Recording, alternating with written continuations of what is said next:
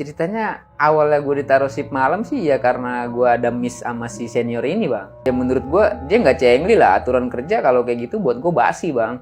Karena aturan kerja kan satu tim nih, kita kerja bareng. Job desk kita di situ ya bareng-bareng gitu, bukan buat gua doang. Tapi di saat gue lagi kerepotan dia nggak ada, selalu nggak ada.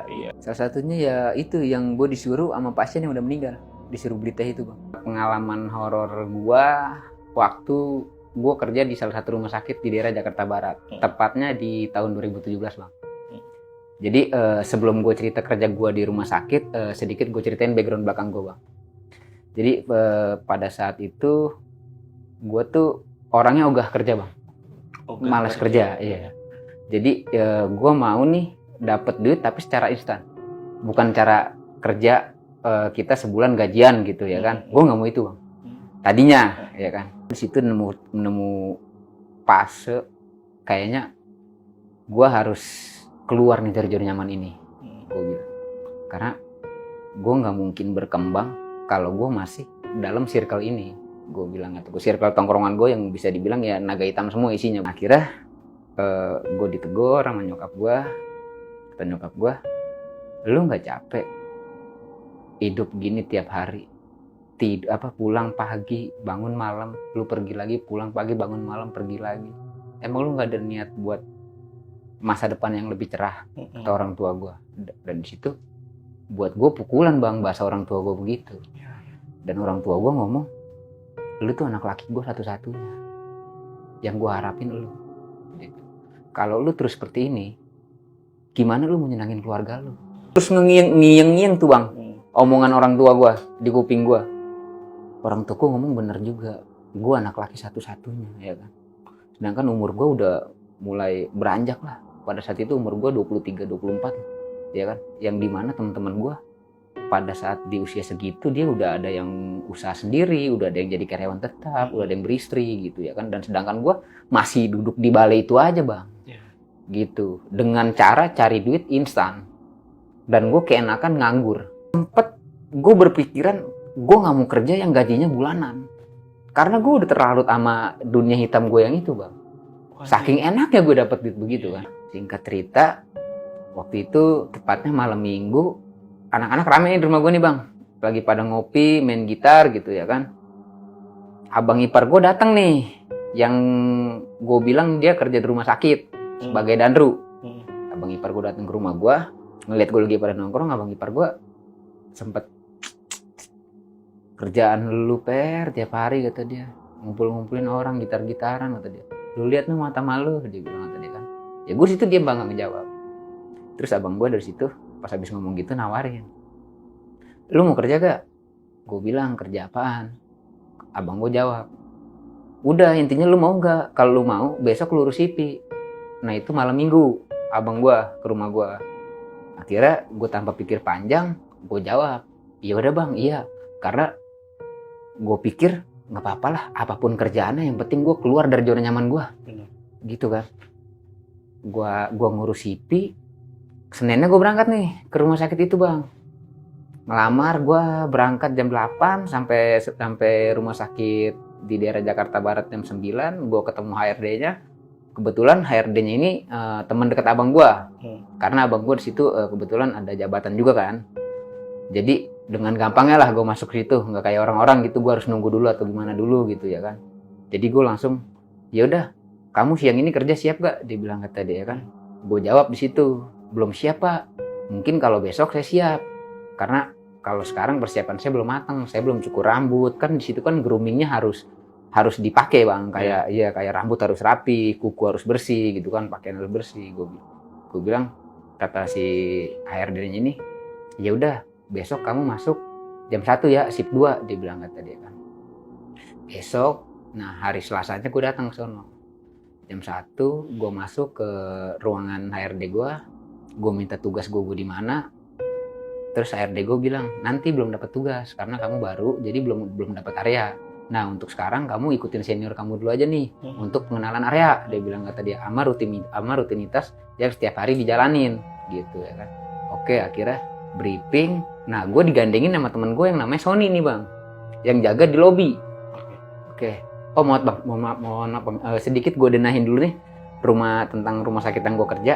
Jadi rumah sakitnya itu 5 lantai. Lantai dasarnya itu ada poli anak, lantai 2-nya ruang perawatan, lantai ketiganya ruang operasi buat tindakan.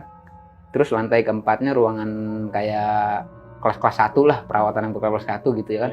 Iya. Nah lantai 5-nya nih, ini kepake buat ibu senam hamil doang. Dan dia aktif di hari Sabtu dan di hari Minggu doang bang. Jadi di hari-hari biasa dia nggak aktif. Udah. Briefing, rutinitasnya seperti ini. Kayak kita pertama sweeping sampah dulu. Ke tiap area lu misalkan di lobby, di lantai 1, lobby anak gitu ya kan, di lantai 1. Nah lu sweeping tuh. Kamar-kamar dokter spesialis, lu ketok, kalau ada sampahnya lu ambil gitu kan. Terus dari situ lu pelin area, terus lu bersihin, cek kamar mandi, lu bersihin kamar mandi. Udah dari situ aktivitas seperti biasa bang. Setelah rutinitas itu ya udah gue mondar mandir aja di poli itu, nyapu, ngepel. Jadi kalau ada titik teplakan kaki yang kotor ya gue sapu gitu ya kan. Nah pas udah selang beberapa hari, dapet seminggu gue udah kenal area lah gitu ya kan. Kata gue pertama gue bingung bang, karena si Sony ini yang trainingin gue di lantai 1 di poli, bukan di ruang perawatan. Gue bingung cara kerjanya gimana. Akhirnya mau nggak mau gue nanya reader gue telepon bang, ini cara kerja di lantai 2 gimana bang? Ya sama kayak di lantai biasa. Rutinitas pertama ya lu sweeping sampah, habis sweeping sampah lu bersihin kamar-kamar, lu sapu, lu pel. Dia bilang kata dia gitu. Nah setelah itu lu standby dah, kata dia gitu. Ya udah akhirnya kita sebut aja di lantai 2 itu kamar jeruk lah bang ya. Tuh gue mau posisi jam 3:30. Gue pas mau bersihin kamar nih. Gue mau ngambil sampah di kamar itu, gue masuk, ada orang bang, ibu-ibu. Iya. Pas gue lagi ngebersihin sampah, ibu-ibu itu bangun, usia 40 tahun lah, pakai baju daster. Iya. Gue masuk lagi bersihin, gue disuruh sama dia bang, mas kata dia, saya boleh minta tolong nggak? Boleh. Karena kan SOP kita kan nggak boleh nolak suruhan pasien bang. Jadi meskipun gue lagi ada kerjaan, tapi pasien nyuruh gue harus tinggalin kerjaan gue harus jalanin suruhan pasien itu. Gue disuruh sama dia ya kan, mas, tolong beliin saya teh, dia bilang kata dia kan, beliin teh. Ya udah, gue beliin teh, gue turun ke lantai dasar ya kan, kebetulan tempat tehnya adanya di luar. Gue nyebrang keluar, gue beli teh sama gue ya kan. Udah jadi tehnya gue naik lagi ke ruangan itu bang. Nah, pas gue mau itu ruangan nanas. Pas gue mau masuk ke ruangan si ibu-ibu itu yang ada di ruangan nanas, yang nyuruh gue beli teh. Pas gue mau masuk, gue amprok sama dokter bang, yang ngerawat dia nih, yang megang si ibu-ibu ini. Si dokter itu nanya sama gue, itu teh buat siapa mas? Buat si ibu yang di dalam kamar ini pak. Saya bilang, hah? Dokternya kaget bang. Hah? Si ibu yang dalam kamar ini? Iya pak. Ini saya bilang tehnya, ini kembaliannya. Saya bilang, masa sih? Ibu yang dirawat di kamar ini, dia udah meninggal bang, kata dokternya. Gue kaget. Argumen lah gue sama dokter itu kan, gue udah meninggal pak. Orang tadi saya pas lagi rutinitas bersihin sampah, itu si ibu bangun nyuruh saya beli teh. Si dokter itu tetap kekeh aja. Itu gue masih debat belum masuk kamar bang, masih dokter itu. Dek, kata dia, mas, ini ibu udah meninggal 1/2 jam yang lalu. Kenapa belum dipindahin? Karena lagi nungguin pihak keluarganya. Gua sama si dokter itu penasaran bang, bertanya-tanya. Gua nggak percaya atas penjelasan si dokter itu. Si dokter itu kekeh ngejelasin ke gua. Yaudah pak dokter, kita masuk aja sama-sama nih, kita buktiin. Iya dokternya diem, tapi dia sambil buka pintu. Pas masuk, dibuka hordengnya, itu ibu udah tutupin kain putih bang begini. Gue tuh sama dokter, gue ngucapin, gue bilang, ya Allah dokter, demi Allah dokter, ibu ini, dia tadi pas saya lagi bersihin sampah, dia bangun, nyuruh saya beliin teh. Kalau nggak percaya ini tehnya. Saya bilang ya kan, enggak. Kamu ini kali, lelah, capean. Udah biarin ini saya ngurusin ya kan. Di situ gue bertanya-tanya bang, gue bilang, ini maksudnya pertanda apa buat gue gitu kan? Karena masih sore, itu shift 2 gue bang. Iya. Akhirnya si Denny di lantai 2 udah biasa Per. Jadi ya karena lu anak baru, ya udah sabar-sabarin aja. Ya namanya di rumah sakit ya kan. Rumah sakit nggak usah kita ceritain serem aja, dia udah masuk kategori serem. Iya, gitu bener, kan. bener. Jadi kalau lu masih mau awet kerja di sini, ya lu kuatin mental. Namanya kita kerja di rumah sakit, ya hal-hal kayak gitu ya pasti ada lah. Ya. Dan gue setelah bilang sama temen gue, dan tehnya gue kasih ke temen gue nggak tahu tuh duit di pedagang teh jadi daun apa jadi apa, gue nggak tahu deh itu ya kan. Tehnya gue kasih sama temen gue, kata gue nih lu minum tehnya nih. Oh enggak, teh orang mati lu suruh kasih gue, kata dia ya kan. Nah setelah itu gue mau lanjut rutinitas lagi nih bang, ke lantai yang gue jaga ini ya kan. Datang keluarganya, dikeluarin dari ruang perawatan, didorong. Gue lihat dasternya ini, bener dia yang nyuruh gue. Anjir, gue bilang, kata gue. Pas gue masuk shift malam hari pertama, gue di briefingin, dijelasin bahwa shift malam ini kerjanya seperti ini gitu ya kan.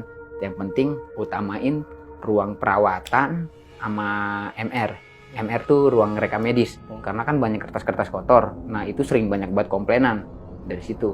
Nah yang lu utamain itu kamar mandi, lu nggak apa-apa, lu belakangin aja, lu mau kerjain subuh kayak nggak apa-apa. Yang penting nanti pas pagi, bagian anak shift pagi itu udah bersih gitu ya kan. Kira ya udah, gue pembagian tugas karena gue PJ-nya, gue bagi-bagi tugas nih. Tadinya gue ngebagi tugasnya gini bang, gue di lantai 1 sama di lantai 2 ruang perawatan, lo di poli sama di ruang perawatan. Nah temen gue yang satunya lagi nih si Denny di lantai 3 sama di lantai 4 berdua sama temen gue si Agung. Kan lantai 4 dibantainya berdua, jadi kalau lantai 4 udah selesai, si Agung gue suruh lari ke bagian gedung samping. Pas lagi tuh tepatnya setelah rutinitas gue jam 11 lah bang. Jam 11 malam teman gue lagi ngejalanin job juga ya kan. Gue lagi bersihin toilet lobby. Gue bersihin sama gue kan. Gue dari pertama mau masuk toilet itu mau ngebersihin, gue udah curiga bang, karena itu AC mati, ruangan tertutup, tapi ada angin dari kawat toilet itu. Pss, pss. Gue pikir ya udahlah, apaan sih gitu ya kan. Gue masuk ke dalam, gue berasing tuh kamar mandi biar bening ya kan, sambil mundur. Nah pas gue kan di kamar mandi kan biliknya ada 4 nih. Nah bilik 1, 2, 3, 4. Nah yang kekunci nih bilik 4 bang. Pas gue lagi bersihin, gue gedor-gedor sama gue, kok ini kekunci. Dari 1 sampai 3 biliknya kebuka, bilik 4 doang kekunci ya kan. Gue penasaran, kan toilet rumah sakit kan cuman bawahnya kan kelihatan bang, ya kan. Gue tengok begini sama gue, kirain kan takut ada orang doang kan bang, karena gue panggil nggak nyaut ya, mungkin orang lagi ngapain gitu ya kan. Gue tengok begini, yang gue udah tahu bang, rambut panjang segede gini bang, gimbal. Gue mundur ya kan, pas gue udah mau sampai pintu keluar, gue diketawain bang sama dia bang, kencang banget ketawanya. Buset, ngepris gue bang di situ bang. Astagfirullahaladzim, kata gue, apaan tuh? Bilang kata gue ya kan. Pelan gue lempar sama gue lari ngumpet teman gue ke ruangan yang samping itu. Gue ajak teman gue si Denny. Dan sini Dan, gue bilang kata gue, udah biarin si Agung tinggalin, lu sini berdua sama gue. Nah apa sih lu, kata dia kan. Muka lu pucat kayak begitu ya kan. Udah lu sampai ngomong sini, gue bilang kata gue ya kan. Temenin gue, apain nyuruh gue? Kenapa bukan lu? Itu kan jawab lu. Enggak, gue minta tolong banget sama lu, ambilin pelan gue bilang kata gue ya kan. Akhirnya kata si Denny, emang ada apaan sih? Ada wig pasien jatuh di situ, di bilik 4, cuman pintunya kekunci, lu ambilin dah tolong dah gitu ya kan. Akhirnya gue nunggu di luar, temen gue masuk nih bang si Denny dengan sotonya ya kan. Tai lu, nah aku tuh laki-laki, dia bilang kata dia kan. Masuk dia ke toilet itu ya kan. Pas dia masuk, beberapa detik keluar lagi bang lari. Gue tanya, gue kenapa lu? Anjing lu, kata dia kan. Gue ketemu cewek, mukanya begini nih, sebelah begini bang. Rambutnya panjang bener, kata dia. Gak usah banyak ngomong, kata gue. Udah, panggil si Agung di GD, kita ke balkon. Udah, gue tidur sama security. Pak, gue bilang kata gue, kalau ada suster yang butuh bantuan OB, tolong di HT aja ya pak, soal saya bawa HT. Gue naik, Gua naik ke lantai 4 yang ada balkonnya itu ya kan. Gue cerita di situ. Lu kemarin pas gua ngeliat, lu bilang gua halu, ya kan? Sekarang lu ngerasain sendiri kan? Lu ngeliat sendiri kan? Kayak gimana? Set, kayaknya gua nggak masuk deh. Besok, gue trauma, gue ngeliat itu benar-benar mukanya hancur bang, begini segini kata dia. Ya, cuman rambutnya ke bawah begitu. Ya udah, gue bikin cara nih bang. Ya udah, besok kita kan bertiga, gimana biar sama-sama aman, biar sama-sama nggak takut, satu lantai kita bantai rame-rame. Gue bilang gitu ya kan. Oke, akhirnya gue pulang ya kan. Pulang gue ditanyain nih sama yang si Pagi, Per, kok itu kamar mandi berantakan? Kan gak gue beresin bang kamar mandi, gue takut. Gara-gara ngeliat yang kuntilanak ketawa itu, yang rambutnya panjang itu. Ditanya gue sama reader si Pagi, ini kamar mandi gak lu bersihin? Sampai peralatan ada di sini semua. Gue bersihin bang Ben, gue bilang kata gue. Cuman ada insiden yang dimana gue gak berani balik lagi di situ, gue bilang. Insiden apaan? Lu gak usah tahu dah. Kalau lu mau tahu, lu tukeran sip sama gue. Gue yang pagi, lu yang malam. Gue gituin kan sama gue. Ah bisa aja lu ya kan. Udah tuh gue pulang bang.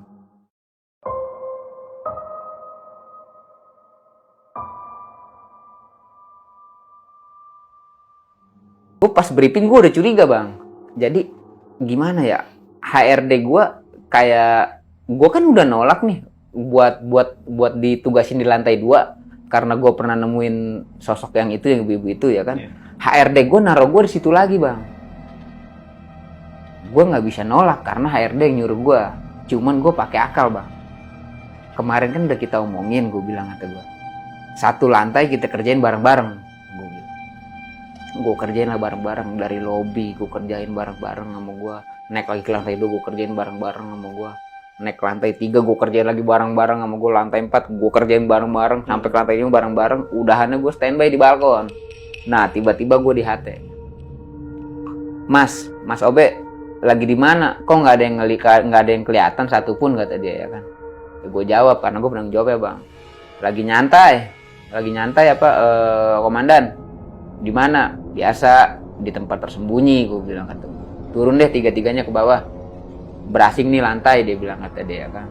Gue turun. Akhirnya gue ngambil alat kopis, alat berasing, tau kan lu bang? Yang begini. Dari situ kalau kita di berasing ngerjain keroyokan, ruangan gedung samping nggak bakal kuber karena waktunya udah mau subuh bang. Akhirnya gue berasing nih bang di poli yang gue ngelihat kuntilanak itu. Gue berasing, sret, gue berasing udah kelar. Berasingnya gue masukin nih ke janitor, ke office buat naruh barang-barang itu ya kan. Itu mesin berasing nggak gue colokin bang, tapi tuh mesin berasing bunyi apa, muter, pus sama kabel-kabel begitu. Gue bilang, ya Allah, apaan lagi sih? Itu sampai gue kesel bang, sampai gue tantangin. Gue bilang kata gue, lu kalau berani jangan gangguin gue kerja deh. Ya, lu tunjukin wujud lu langsung ke gue bilang kata gue ya kan. Gue di sini nyari nafkah dan gue ngeganggu lu, gue bilang kata gue. Kenapa lu gangguin gue terus? Itu apa dari shift malam pertama sampai sononya itu gue terus diteror bang. Gue bilang kata gue apa namanya, mesin berasingnya gue keluarin lagi dari janitor ya kan. Gue kasih ke teman gue nih, lu rapin deh janitor gue. Emang kenapa? Udah nggak apa-apa. Gue situ nggak banyak cerita bang, karena kalau gue cerita takutnya teman gue ngepek ke teman gue. Teman gue cabut, nanti gue nggak ada tesen. Takutnya gitu bang. Hari selanjutnya nih, setelah gue rutinitas tepat jam 10, gue nyantai nih kayak biasa bang di balkon, teman-teman gue ngobrol bercanda lah ya kan. Ada yang main Mobile Legend, ada yang main apalah, ada yang telepon sama ceweknya gitu ya kan. Kan gue PJ gue megang HT bang. Nah suster nih kalau perlu apa-apa dia tinggal nge-HT gue dan gue standby gitu ya kan. Jadi waktu itu tepatnya jam 12 malam. Mas bisa merapat gak? Kata gue, merapat kemana kak? Ke lantai 2 dia bilang kata dia. Kenapa? Ya udah mas kesini aja, soalnya ada pasien yang meninggal. Saya nggak kuat ngangkatnya, soalnya kan susternya cewek semua bang. Yang meninggal laki-laki. Gue bilang kata gue, emang security nggak ada? security lagi nanganin pasien-pasien IGD kata dia, soalnya banyak pasien yang masuk ke IGD kata dia kan. Oke, saya berangkat, saya meluncur Kak ke lantai 2. Gua panggil, udah lu skip nih Mobile Legend, gua bilang kata gua, ayo anterin gua ke lantai 2, ngangkat jenazah doang, gua bilang kata gua ya kan. Akhirnya gua ambil nih berangkar jenazah. Gua ambil berangkar jenazah, gua bawa ke lantai 2, kita sebut aja itu ruangannya ruangan anggur. Iya. Gue tanya dong, di situ kan ada NS-nya tuh di samping ruang perawatan. Gue tanya sama susternya, suster, ruangan mana yang ada pasien meninggal? Itu ruangan anggur Kak, kata dia kan. Tolong diangkatin ya Kak, soalnya saya nggak kuat, dia bilang kata dia kan. Iya, pas gue lihat tuh pasien aki-aki bang, udah diginiin, udah dihidungin, hidungnya udah dikasih kapas, udah diikat begitu ya kan. Gue angkat deh nih temen gue, emang berat banget tuh pasien Kak, apa bang? Kalau misalkan cewek yang angkat begitu ya kan, 5 orang juga kayaknya nggak angkat. Iya, jadi gua angkat, teman-teman gua dibantuin juga sama yang pasien di situ gitu kan, yang lagi pada nungguin pasien. Gua angkat sama gua, udah gua angkat ke berangkar yang buat ke kamar jenazah, gua dorong